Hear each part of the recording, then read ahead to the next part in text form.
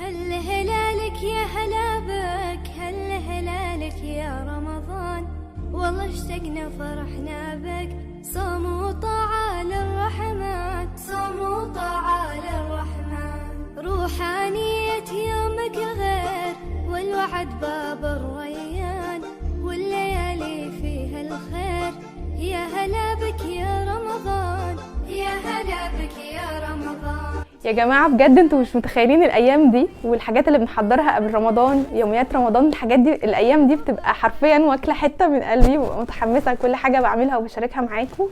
كل سنه وانتم طيبين، او الاصح كل عام وانتم بخير. باقي على رمضان حوالي اسبوع وشويه، فربنا يا رب يبلغنا الايام الجميله دي واحنا في اتم صحه وفي احسن حال يا رب، اللهم امين.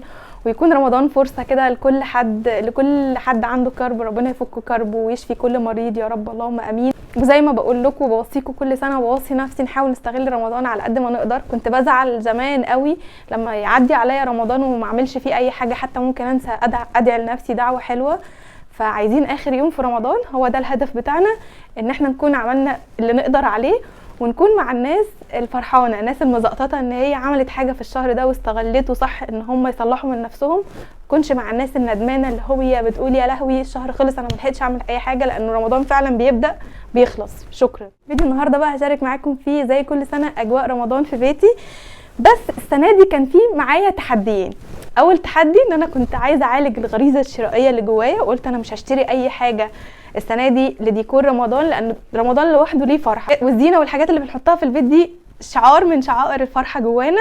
فبرضو كنت عايزه الفيديو ده يكون رساله لاي حد، انه عادي ممكن نفرش الفرش اللي عندنا من السنين اللي فاتت وبرضو يبقى حلو، ان الحاجات دي بنفرشها كل سنه، فاصلا لوحدها بيبقى فيها ذكرياتنا الحلوه من السنين اللي فاتت.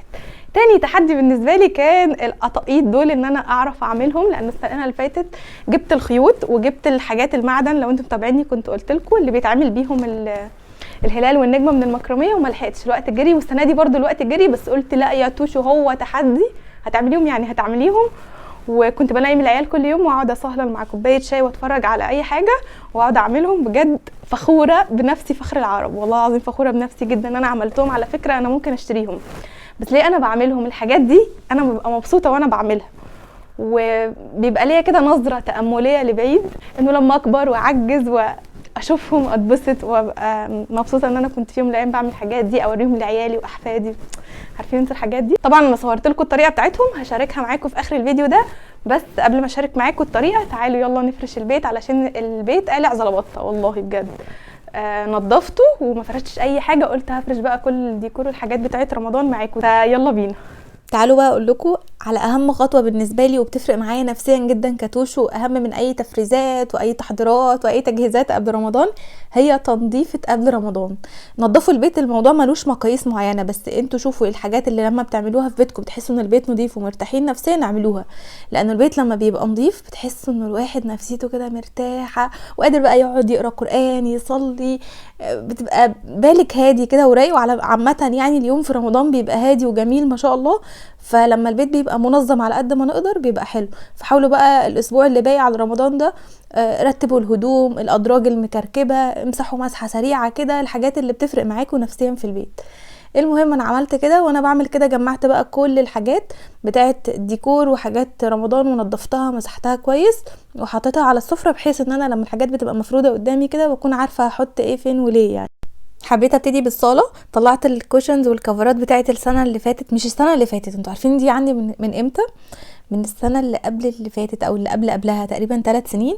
الكفرات دي ببقى جايباها من عند ام جاليري، هبقى احط لكم اللينك بتاعها، كنت شارياهم منها من 3 أو 4 سنين، يعني ده تقريبا 3 رمضان حاجه كده. بس عايزه اقول لكم والله العظيم بجد غسيل ولبس، وانتوا شايفين الالوان بتاعتها زاهيه وجميله.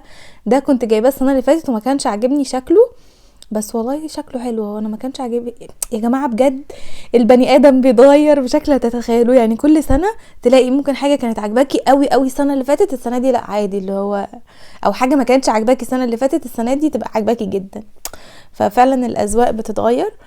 وبس هنا حطيت برضو فرشة الرانر بتاع طقم الكفرات ده، انا بحب الطقم ده جدا، انا كنت مختاره من صوره كده على بنترست وبعتها لامي وصممتهولي وعملتهولي، فبحبه جدا. بس دي برضو كانت عندي من السنة اللي فاتت، حطيتها هنا. اثبت يا حاج.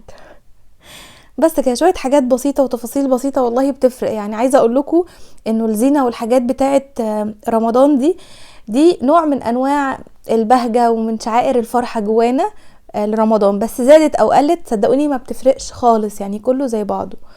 وعلقت الستاره بتاعه النور برضو كانت عندي من السنه اللي فاتت.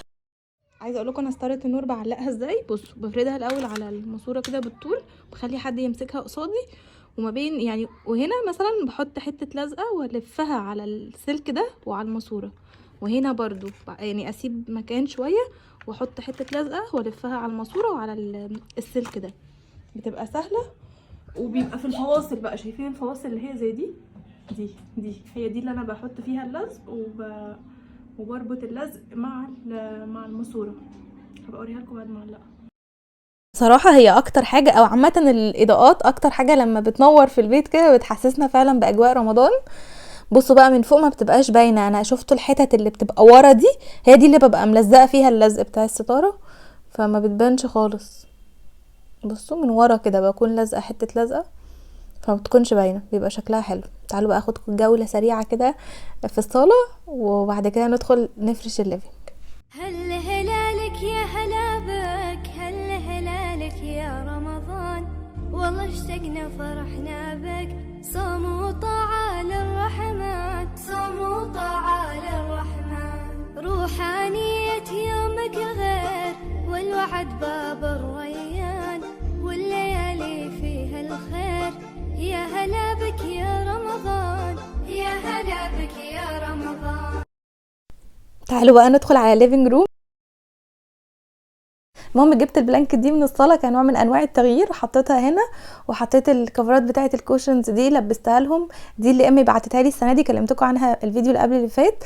بجد تحفه تحفه تحفه، والتصميم خطير حرفيا. والاضاءات دي انا كنت جايبه منهم 6 على بعض كده، بيتباعوا على سوق سعرهم 150 جنيه ال6 على بعض. كنت جايباهم في الاساس علشان المكرميه. بصوا عباره عن بيبي لايت صغير كده، طوله تقريبا متر ونص، هما بيقولوا مترين، يعني هو تقريبا مترين، صح هو مترين، وبيشتغل بالبطاريات الصغيره. تحفه. التابلو ده هبدل الصوره وهحط صوره كنت طبعاها مكتوب عليها رمضان مبارك. كان عندي صور كتير طبعاها السنه اللي فاتت بس ما لقيتهاش، فطبعت واحده جديده. عامه بتبقى رخيصه، بتنزلي اي صوره من على بنترست وبتروحي اي مكتبه تطبعيها بمنتهى البساطه، بتعمل لك تغيير مش طبيعي.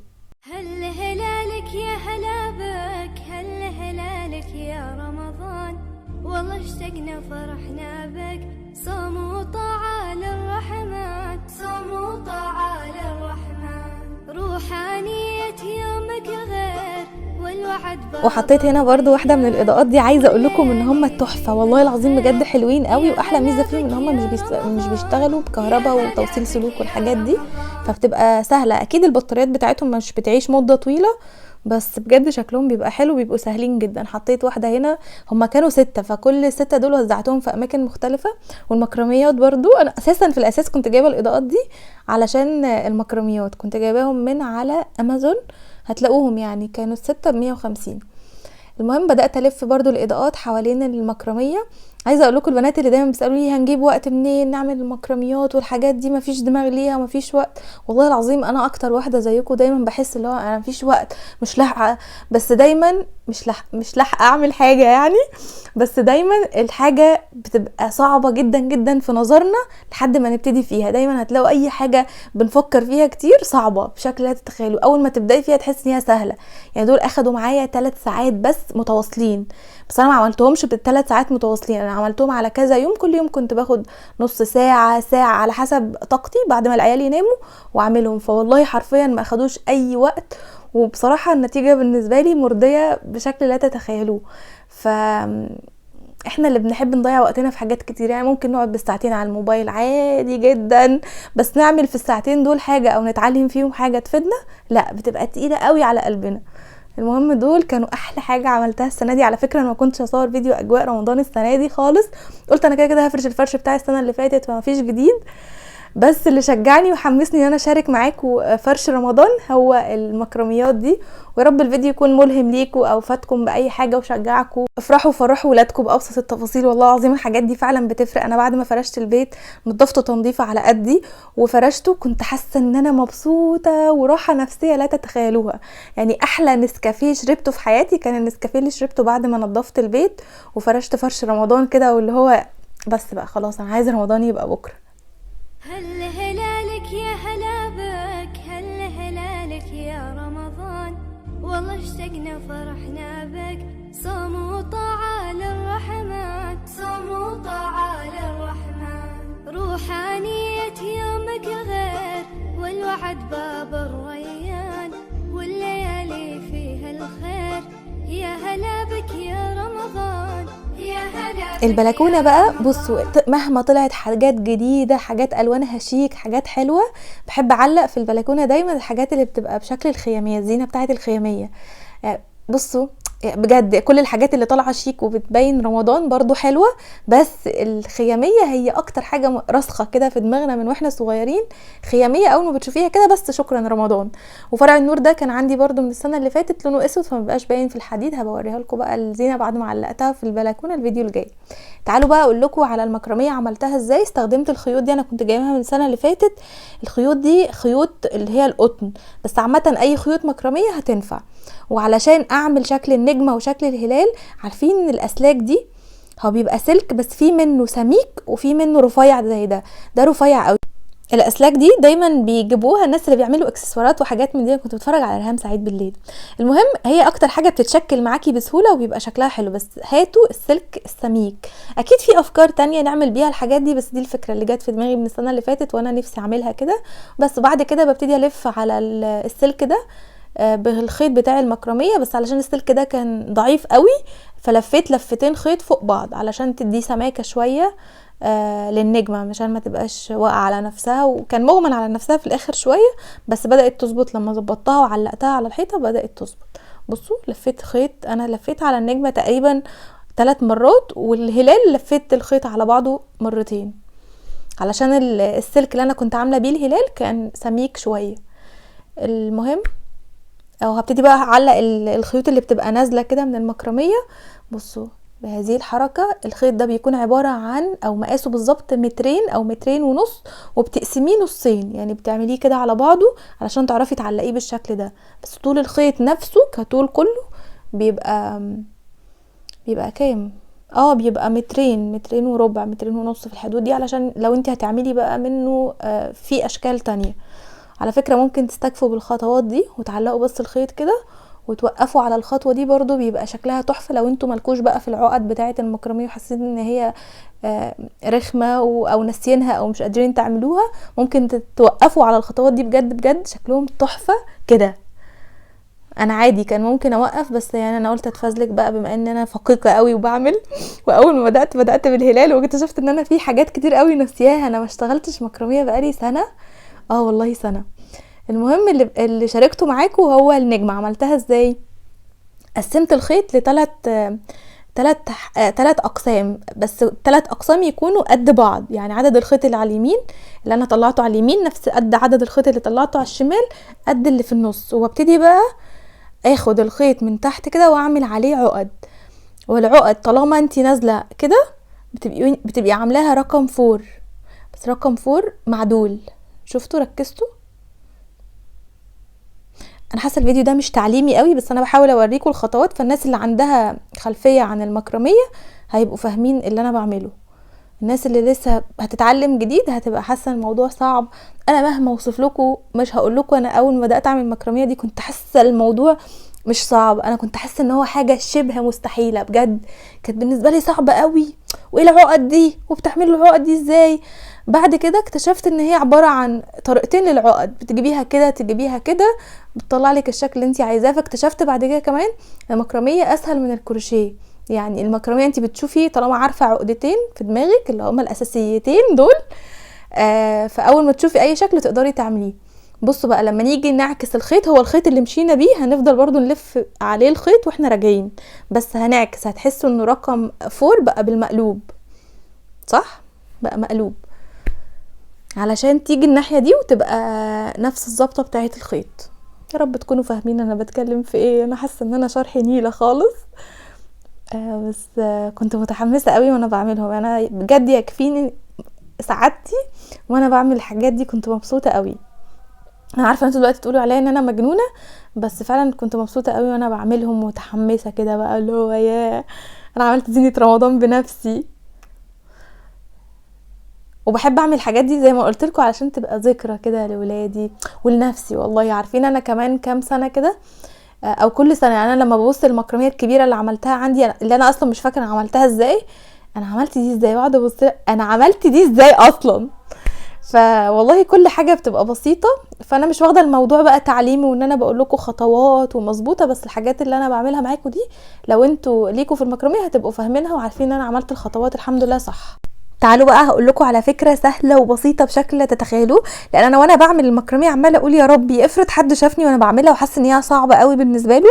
فهقول لكم على حاجه، انتوا ممكن تستكفوا بالخطوه بتاعه الخيوط وهي نازله بس، وتقعدوا تعملوا فيها عقد كده بشكل عشوائي، هتبقى باينه ان انتوا عملتوا فيها شغل، مع ان هي بس مجرد عقد. تعملوا عقدتين مثلا تحت بعض، فبيبقى من بعيد كده شكلها ان انتوا اشتغلتوا فيها وعملتوا فيها شغل، بس ان هي حاجه سهله وبسيطه. وما تعملوش بقى الحاجات اللي هي خطوات زجزاج دي، لا لو حسيتوا ان هي صعبه. الهلال انا كنت عملته وصورته، بس وانا بصوره وانا بعمل مونتاج اكتشفت ان انا في خطوات عملتها غلط. بس الهلال ما قسمتش الخيط 3 اقسام، قسمته نصين علشان كل نص هيبقى نازل مقابل التاني. وانا بعمل مونتاج لقيت انه علشان كنت بادئه بيه فاكتشفت ان انا ناسيه خالص. حتى هتلاقوا في الناحيه الشمال دي مش مظبوطه، لان انا اكتشفت ان انا كنت ناسيه فعلا. والعقد بتاعه المكرميه هي تركه، يعني لو معموله غلط هتبقى غلط، لو معموله تركه صح هتبقى صح. فهي فكرتها عقد بس اهم حاجه تظبطي العقده على الاتجاه الصح بتاعها. فعشان كده ما حبيتش اشارككم الشكل ده او العقده دي، علشان حاسه ان انا كنت اصلا بعملها غلط يعني معاك. بس بعد كده بدات اظبطها. بصوا هي كده، ابتدي بقى اكملها لحد ما انزل لحد النص، وابتدي اجيب من الناحيه التانية وانزل لحد النص واربطهم الاتنين مع بعض. هل هلالك يا هلا بك، هل هلالك يا رمضان، والله اشتقنا فرحنا بك، صوم وطاعة للرحمن، صوم وطاعة للرحمن، روحانية يومك غير والوعد بس كده. والسنه دي احب اقول لنفسي شطوره يا توشو، عشان حققتي حلم من احلامك اللي كنت بتحلمي بيها السنه اللي فاتت انت تعمليهم. انا بجد الحاجات دي بتفرق في نفسيتي بشكل لا تتخيلوه. يعني في ناس بتبقى لازم تعمل حاجه عظيمه قوي علشان تحس ان هي فخوره بنفسها وان هي عملت حاجه كده، بس انا بالنسبه لي لما اعمل حاجات زي دي بحس ان انا مبسوطه قوي. يعني ده كان الانجاز اللي حبيت ادخل على رمضان وانا عاملاه، وان انا رجعت شغفي بالخيوط تاني. دي حاجه برضو انا مبسوطه منها، لان انتوا بقالكم كتير بتسالوني على الخيوط وانا ما كانش عندي شغف خالص ان انا اشتغل بالخيوط. فدايما بقول لكم ان كل حاجه بتبان لنا صعبه ومرهقه وما عندناش وقت ليها، لحد ما نبداها بتلاقوها بقت سهله.